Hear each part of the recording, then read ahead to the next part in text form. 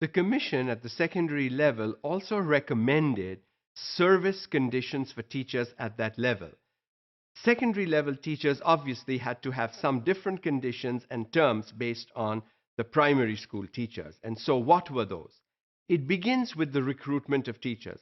Who comes into teaching? They recommended hiring trained individuals, trained teachers for teaching at the secondary level. However, they also did realize that trained teachers were not available everywhere, were not available in large numbers, and therefore also recommended refresher courses to be held during service.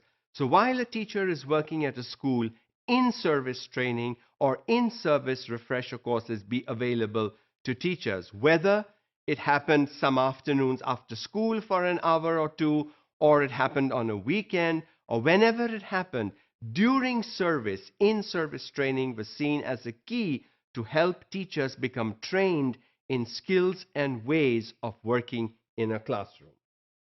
The Commission also recommended a substantial rise in the pays of teachers.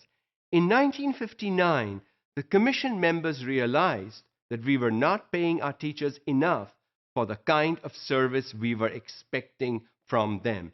And so they recommended to change the pay scales drastically, substantially for teachers. If teachers were expected to do whatever they were expected to do, they needed to be paid in accordance with what expectations society had from them.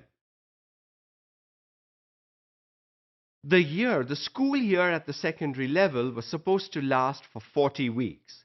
52 weeks in a year, 40 weeks in school, 2 months, which is 8 weeks of summer break, and 10 days of winter break. No additional breaks or vacations were allowed. There was no spring break, for example.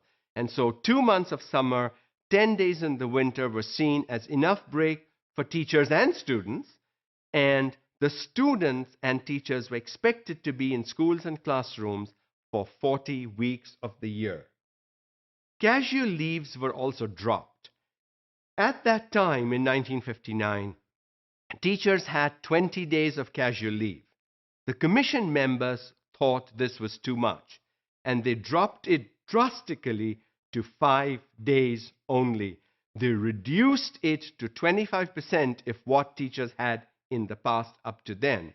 But I think this was a step in the right direction because, after all, teachers work only from 8 to 1:30. There are lots of things you can do in the afternoon and evenings, and you don't need so many casual days to do your casual work. So a drop. Needless to say, this would not have made very many teachers happy about it. The teacher's workload should consist of, now the Commission was very specific, how much should a teacher teach? What should a teacher be doing? So the workload was given as 1,600 hours annually. In the year, which was 40 weeks of being in schools and classrooms, teachers should be putting in 1,600 hours, which is 1,600 hours in the 40 weeks. Of this, 800 hours were meant for teaching and 800 hours for guidance and counseling. Do you see where the Commission is going?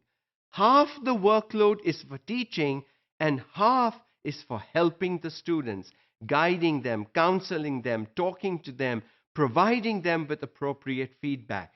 The workload was not seen simply as full-time teaching. Teachers do much more than simply just teach. Secondary schools should be provided with a building, playground, and necessary equipment. This was critical.